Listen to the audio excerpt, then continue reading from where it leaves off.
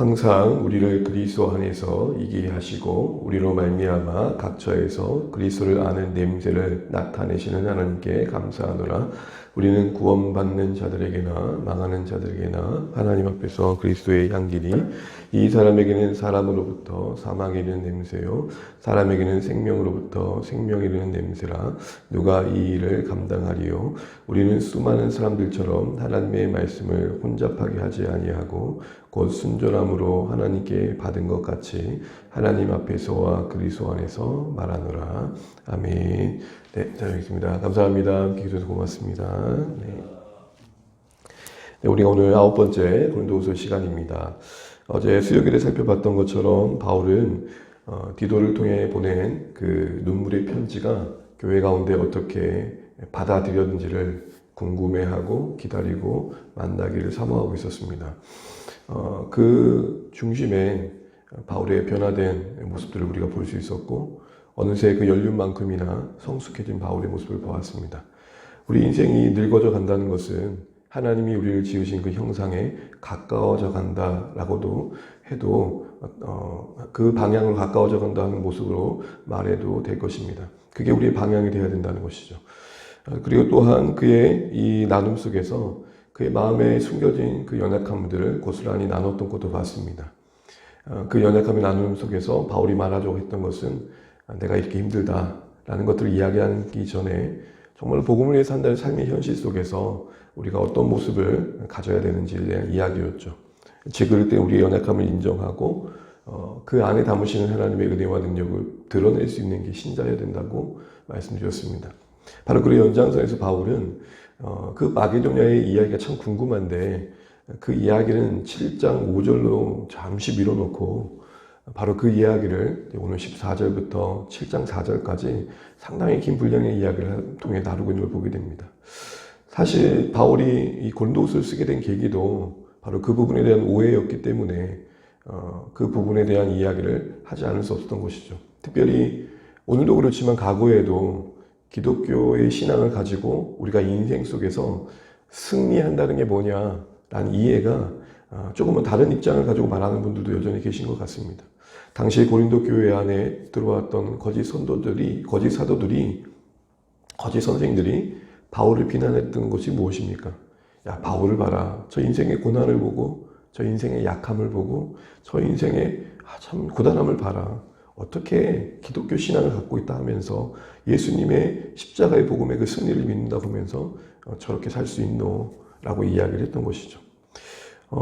그런 의미에서 바울은 다시 한번 이번 이 자신의 어려움을 드러낸 기회로 삼아서 그것이 혹여나 그런 실패처럼 비춰질까봐 다시 한번 복음의 일꾼의 삶의 현실에 마음속에서 품어야 될 것들 그리고 무엇이 승리인지에 대한 이야기들을 다시 한번 해보고 싶었던 것 같습니다.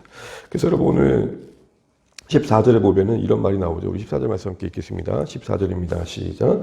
항상 우리를 그리스도 안에서 이기게 하시고 우리로 말미암아 각처에서 그리스도를 아는 냄새를 나타내시는 하나님께 감사하노라. 아멘. 여기서 먼저 눈에 들어오는 단어가 하나 무엇입니까? 항상 이기게 하신다라는 거죠. 항상이라는 것은 앞에 마게도냐로 가는 그 바울의 무거운 마음, 지친 몸, 이 모든 것들을 포함하여 어느 때든지라는 것이죠. 그런 힘든 순간순간들을 포함한 모든 상황 속에서 하나님 우리를 이기게 하셨다. 그래서 감사하다라고 이야기를 하고 있습니다. 그런데 이 말씀을 어떻게 보게 되면 24절만 단락해서 별도로 띄어서 보게 되면은 예수 믿는 사람들은 항상 모든 일이 잘 되고 어떤 어려움도 없는 그런 어떤 사실들도 받아들여지기도 합니다. 소위 고지론이라 그러죠. 지금도 그런 말들이 있지만 예전에 한참 우리가 예수님을 믿어서 사회적으로 명망이 있고 나름 세상적인 성공의 자리에 서서 하나님께 영광을 돌리자라고 이야기를 하는 것이죠. 그래서 그 어떤 실패라든지 어려움은 신앙적 가치 안에서 헤아리지 않는 것입니다. 그들에게는 오직 승리라는 것은 바로 사회적인 어떤 세상이 말하는 성공의 자리에 서는 것 자체를 말하는 것이기 때문이죠. 신앙의 힘으로 신앙의 방법으로 세상적인 성공의 자리에 서는 것 그게 이기는 것이다 라고 이야기를 한 것입니다. 그래서 이 말씀을 많이 썼습니다. 그런데 여러분 이기게 하시고의 이 말씀은 그런 의미가 아닙니다. 그래서 이 말씀을 그래도 원문에 가깝게 번역한 번역서가 있는데요. 권동 번역에는 이렇게 되어 있습니다. 제가 한번 그대로 한번 읽어드리겠습니다. 우리를 그리스도의 개선 행진에, 개선 행렬에 언제나 끼워주시는 하나님께 감사드립니다. 그러니까 이기게 하시고가 야 이겼다 이게 아니고 끼워주셨다라는 것. 예수님의 승리의 행렬에, 그 십자가의 승리의 복음에 우리를 참여시켜 주셨다라는 겁니다. 끼워주셨다는 건 다른 거죠. 끼워주셨다는 것은 허락하지 않았으면 들어올 수 없었고, 불러주시지 않았으면, 용납하지 않으셨으면 그 자리에 함께 할 수 없었다는 측면인 거죠. 그러니 24절 말씀을 가지고 우리가 신앙의 이름으로 어떤 세상적인 성공을 이루는 것을 승리라고 말하는, 어떤 부와 명성을 소유하는 것을 이김이라고 말하는 그 주장에 대해서 근거가 될 만한 말씀은 분명 아닌 것이죠. 맥락으로도 그렇습니다. 지금 마게논으로 떠나는, 아직 기도를 만나기 이전에 바울의 무거운 마음과 고통스러운 현실을 전제로 한다면, 사실은 지금 바울이 말하는 24절의 승리도 어떤 어려움 없는 그런 승리를 말하는 건 분명히 아니기 때문이죠.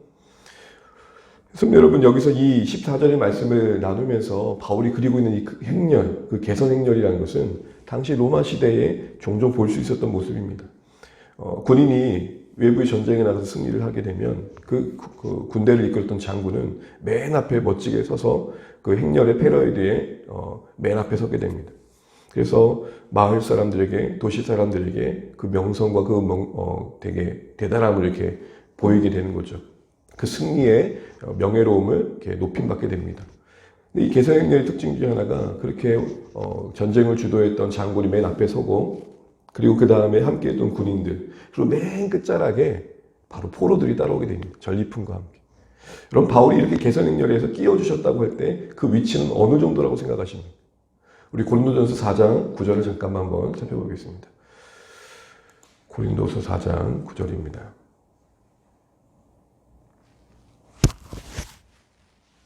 고린도후서 4장 9절입니다. 우리 함께 읽겠습니다.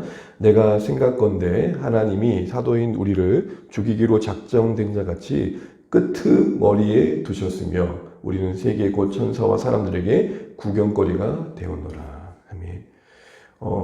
행렬이 도심 가운데 들어올 때 도심 사람들은 그 승리의 축제에 기뻐했을 겁니다. 그래서 그 장군을 보면서 이야 멋지다 그랬을 것이고, 함께했던 군인들을 보면서 참 많은 박수를 쳤을 겁니다. 그리고 그 뒤에 포로들을 향해서 어떻게 했습니까? 우우 했겠죠. 비열한 조롱을 했을 것이고, 오늘 이 말씀처럼 구경거리처럼 바라봤을 겁니다. 그런데 지금 바울은 그 개선 행렬의 같은 맥락에서의 말씀 중에 오늘 4장 9절에서는 자신을 어디에 둡니까? 끄트머리, 그러니까 포로의 위치에 두고 있는 것입니다.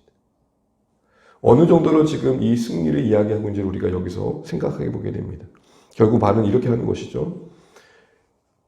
어떤 장군이 전쟁에서 이겨서 포로들을 이끌어 가야서야 그 행렬에 참여할 수 있었던 것처럼, 포로들도 왕이신 예수 그리스도께서 바울 그 자신을 이기셔서 자신을 은혜의 포로로 삼으셔서 이 복음을 위한 이 승리의 행렬에 나를 참여시켜 주셨다는 게 지금 바울의 고백인 것입니다. 완악하고 교만하고 자신의 열심에 치여 있던 그 인생을 꺾고 굴복시키시고 항복시키시고 포로로 삼으셔서, 비록 끄트머리라고 하는 포로의 위치지만 그 자리에 선 것만으로도 영광스러운 바로 그 복음의 패러디의 행렬에 자신을 참여시켜 주셨다는 이 고백이 바울의 감사의 고백인 것입니다. 나는 하는 일마다 잘 돼.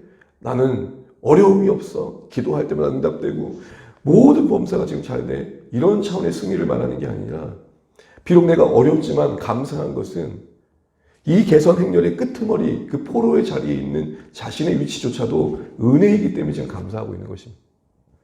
왕이신 그리스도께서 나를 이기셨다.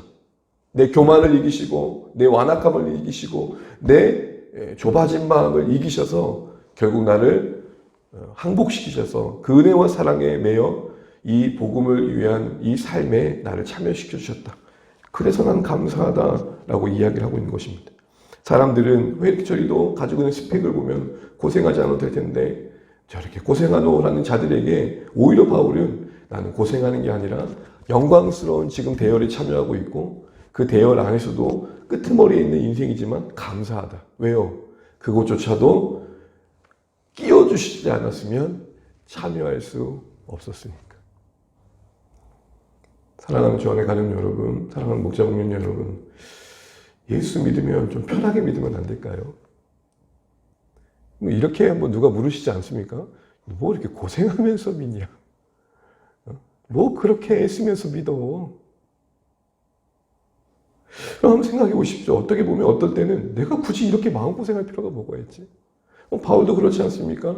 굳이 그 디도 만나는 게 뭔 대단한 일이라고. 뭐 그 만나가지고 부귀 영화를 보겠다고. VIP를 섬기면서 목원들을 섬기시면서 또 영혼들을 섬기시면서 그런 마음 쑥 들어올 때 있지 않습니까? 이 일을 통해서 내가 무슨 영광을 보겠다고 이리 자존심을 구겨야 되는지. 바울은 그런 형편 속에 던져진 상황에서 고린도 교회 성도들의 시선을 바꿔줍니다. 교회여, 나는 지금 이 대열에 있는 것만으로도 감사하다. 하나님이 나를 은혜로 끼워주셨다.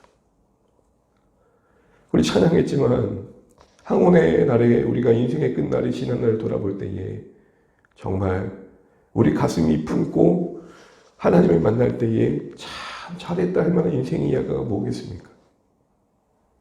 살아있는 날들 동안 내 뜻대로 살고 내 원하는 것만 이루었던 삶을 누릴 수 없는 평강이 오늘 이 끄트머리의 자리에서라도 복음 위에 살았던 인생의 이야기를 갖고 있는 자들이 누리는 평강일 것입니다.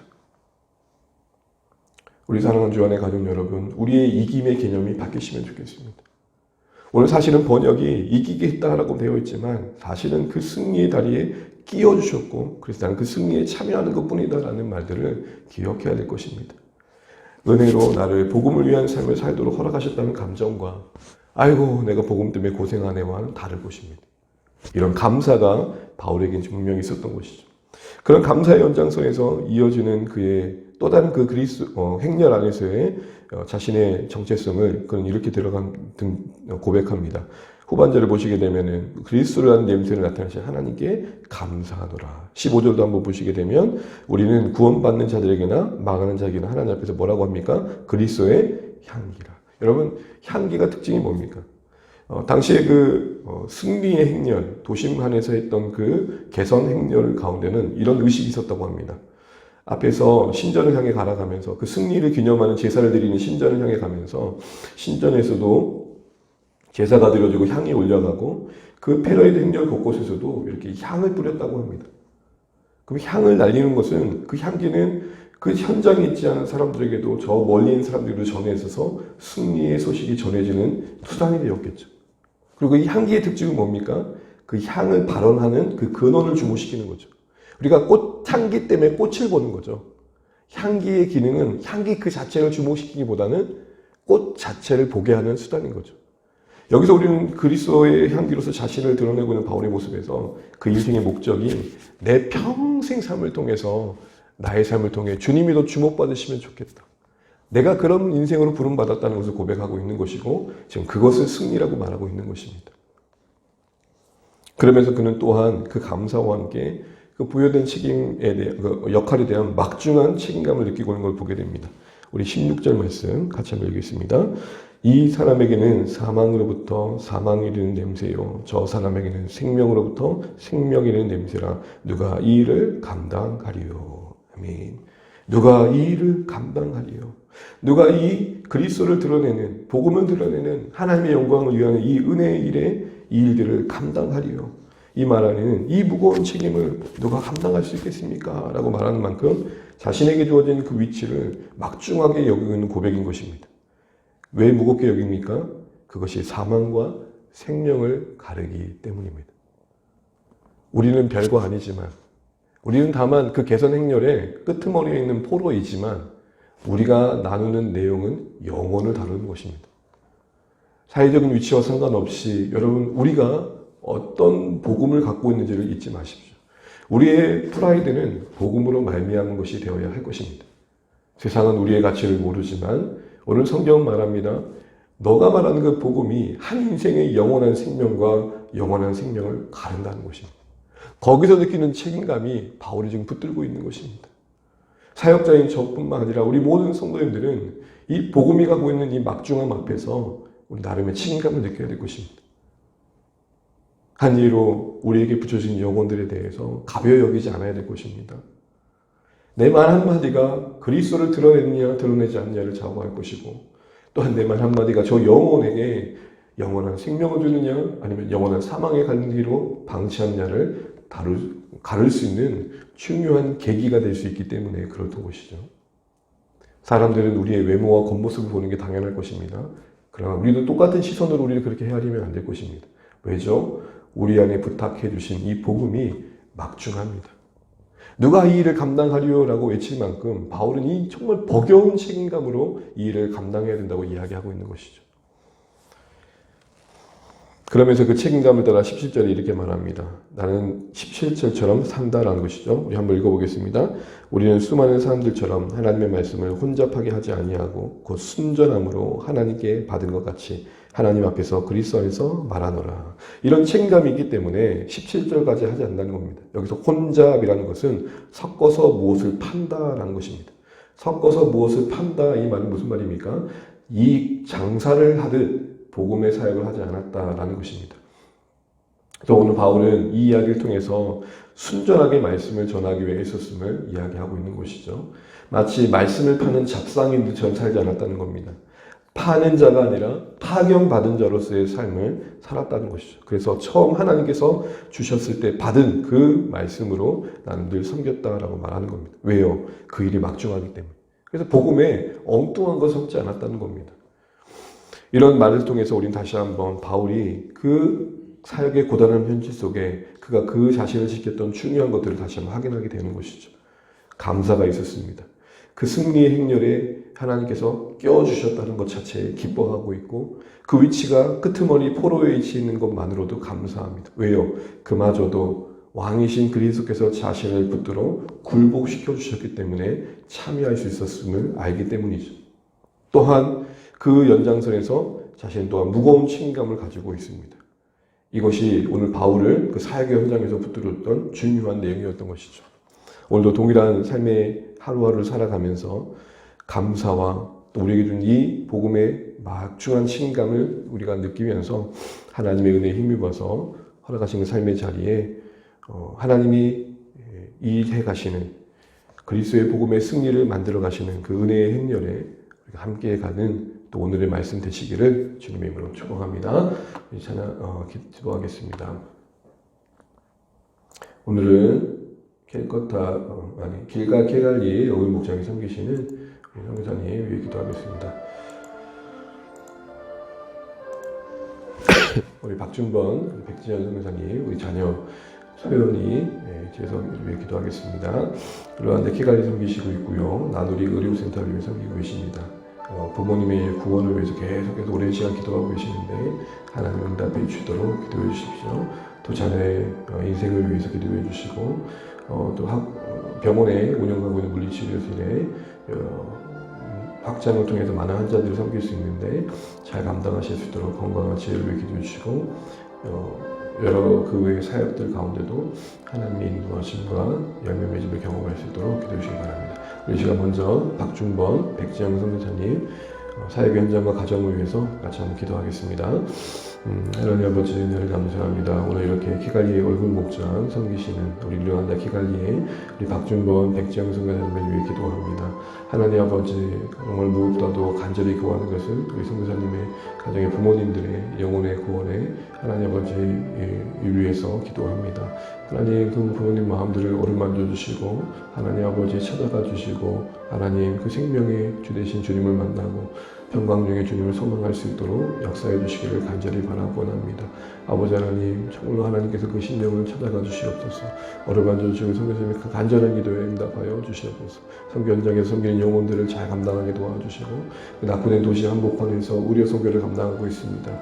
여러 여건에 부족함이 없도록 도와주시고 무엇보다도 감당할 수 있는 건강과 지혜를 허락하여 주옵소서. 그리고 우리 하나님 아버지 또 여러 사역들 위에도 은혜를 베푸시고 아름답게 열매를 맺어갈 수 있도록 도우십시오. 여러 어린이들을 도와가며 또 아버지 하나님 식량을 나누고 또 함께 치료해 가는 여러 사역들이 하나님 아버지 마을마다 찾아갈 때마다 하나님 귀한 하나님 그 땅을 위로하시는 하나님의 손길이 될 수 있도록 하나님 역사하여 주십시오. 우리 소연이 재현되기 하나님의 자녀들의 인생에 함께하여 주시고 그 하나님 인도하심이 하나님 아버지 정말로 그들의 인생 속에 나타나길 소원합니다. 하나님 저들이 선교사님의 자녀들로서 그들이 걸어가신 삶의 자리를 기이 여기고 또 그들의 삶을 이끄시는 하나님을 깊이 경험할 수 있도록 도와주시기를 간절히 바라고 원합니다. 아버지 하나님 은혜를 베풀어 주옵소서. 귀한 선교사님 가정에 복을 받게 도와주시고 나란다 키가리의 그 사역의 현장에 하나님의 도우심이 풍성케 하여 주시옵소서. 우리 북한 당을 위해 기도하겠습니다. 북한 선교를 위해서 하는 여러 사역들 중에 가장 많이 하는 게 라디오 사역인데요. 이 일에 어려움을 없기를 기도해 주시면 좋겠습니다. 아마도 이 사역을 막기 위해서 북한에서도 나름의 전파 방해 같은 일들을 하는 것 같습니다. 북한 성도들에게 전해진 이 복음의 메시지가 많이 위로가 되고 격려가 된다고 합니다. 북녘의 청취자들이 안전하게 이 방송을 듣고 무엇보다도 복음의 메시지를 전달받고 그 은혜의 소식들이 그들 귓가에 심령이 들어지는 기회로 사용될 수 있도록 기도해 주십시오. 북한의 어떤 방해 전파라든지 여러 기상이라든지 여러 여건들이 어려움 없이 이 수단이 잘 활용될 수 있도록 기도해 주시기 바랍니다. 그리고 북한 성도들도 안전하게 잘 들을 수 있도록 그리고 이 일을 수고하시는 사역단체들이 잘 감당할 수 있도록 기도해 주시기 바랍니다. 복음의 이 전달 매체가 효과적으로 안전하게 열매 맺을 수 있도록 같이 한번 기도해 주시면 좋겠습니다. 같이 기도하겠습니다. 하나님 아버지, 우리가 북한 땅에 하나님 그 닫힌 문을 열기 위해서 많은 사역의 노력들을 합니다. 특별히 라디오 복음 사역을 위해 시간 기도합니다. 하나님 여러 방송 매체를 통해서 전해지는 이 하나님 아버지 복음의 주파수가 저들 가운데 잘 전달될 수 있도록 도와주시고 하나님 아버지 방해하는 여러 북한의 노력 방해와 또 기상의 악화로 인해서 그 청취가 어려움이 없도록 도와주시고 이 소리가 잘 깨끗하게 전달되게 하시고 우리 북한의 성도들도 잘 안전하게 들어서 하나님 이걸 통해서라도 예배하게 하시고 이걸 통해서라도 우리 하나님의 복음의 소식을 잘 들을 수 있도록 믿음의 격려를 받을 수 있도록 도와주시길 원합니다. 하나님 정말로 신앙생활하면서 하나님 아버지 그들에게 이거마저도 또 빼앗기면 안 될 것 같습니다. 하나님 도와주시고 긍휼을 베풀어 주시고 하나님 이 사역을 감당하는 자들에게도 하나님 아버지의 귀한 섬기는 분들에게도 힘을 주셔서 하나님 이 노력들이 헛되지 않도록 우리 하나님 역사하여 주시옵소서. 우리 하나님 긍휼을 베풀어 주시옵시고 그 땅을 하나님 아버지 돌보시고 치유하시고 회복시켜 주시옵소서. 네, 이어서 우리 말씀 들고 또 오늘 하루 또 기도하시면 좋겠습니다. 바울은 그 자신이 그리스도의 그 승리의 행렬에 참여하는 포로의 위치에 있는 것만으로도 감사한다고 말합니다. 항상 이기게 하신다는 것은 몇몇 사람들이 말하는 것처럼 우리의 어떤 무조건적인 승리와 만사 형통을 말하는 말씀이 아닙니다.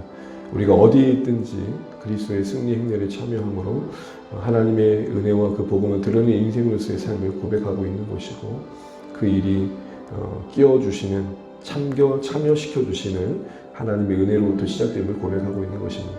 이 감사와 함께 막중한 책임감이 바울에게 있었습니다. 우리에게 동일하게 복음이 주어졌으니 우리에게 맡기신 복음이 우리 인생의 질그릇 같은 형편 속에서도 더 귀히 여겨지고 소중히 여겨져서 우리가 그 복음을 따라 잘 감당하는 하루하루가 되었으면 좋겠습니다. 우리에게 그런 은혜와 책임감을 가지고 주님의 일에 함께하게 해달라고 기도하시면 되겠고 이런 은혜가 우리 모든 조안의 가족들 가운데 넘치도록 기도해 주십시오. 계속해서 교회와 또 여러분 자녀들과 VIP들 또 이 나라의 민족을 위해서 각자 기도할 제목들을 가지고 기도하시고 오늘도 주님 안에서 승리하시는 복된 한 달 되시길 바랍니다. 기도하겠습니다. 하나님 은혜를 감사합니다. 그리고 우리에게 허락하신 한 달 주의 말씀을 붙들고 기도합니다. 하나님 고단했지만 힘겨웠지만 바울은 그 안에 은혜가 있었습니다. 그리스도의 승리의 행렬에 복을 만드는 역사에 하나님 참여하는 것만으로도 하나님 기이하게 여기고 있고 하나님 그 끄트머리에 선 포로와 같이 하나님이 자신을 설득해 주시지 않았다면 하나님이 그 인생 속에 찾아와 주시지 않았다면 열매 맺을 수 없었던 그 인생이라는 사실 속에 그는 그 고단함을 기이 여기고 있는 것들을 보게 됩니다. 오 하나님 우리에게 은혜를 베풀어 주십시오. 인생의 항원역에 우리 지난 날을 돌아볼 때에 무엇이 남겠습니까? 하나님 도와주십시오. 우리가 이 땅에 살아있는 날 동안 묶여진 복음을 소중히 여기게 도와주시고 복음 위에 산 감당하는 모든 고단함 속에 하나님 우리의 위치가 은혜의 힘을 잊지 않게 도와주십시오. 우리가 냄새와 향기로서 우리 정체성을 놓치지 않게 도와주십시오. 하나님, 우리는 다만 그 자취를 남기며 사라져야 할 존재임을 압니다. 오직 그리스도만을 드러내며 사라져야 할 존재임을 압니다. 하나님, 우리를 붙들어 주시옵소서. 하나님, 은혜를 베풀어 주시옵소서. 하나님, 우리를 인도하여 주시옵소서. 하나님, 은혜를 베풀어 주시옵소서. 오 하나님, 그리스도의 행렬에 우리를 찾으시어 감사합니다. 하나님, 도와주시옵소서. 하나님, 무죄한 우리를 깨우시고 그리스도의 승리의 행렬에 참여하게 하시고 복음을 살아갈 수 있게 하시니 감사합니다. 그러기에 고단함도 감사가 되게 하시고 하나님, 은혜가 되게 하여 주시고 하나님, 주여 우리를 불쌍히 여기시고 세우신 교회를 붙잡아 주시고 하나님, 우리 자녀들을 소중히 여기시고 사랑하는 가족들의 자녀들이 주께로 돌아오게 하여 주시고 하나님, 우리 사랑하는 본도들의 일상을 붙들어 주시고 수고하는 그 삶의 자리에 감사가 있으시고 하여 주시옵소서. 주님, 우리에게 맡겨진 진감을 보면서 우리가 하는 말이 우리가 하는 일이 가볍지 않게 하시고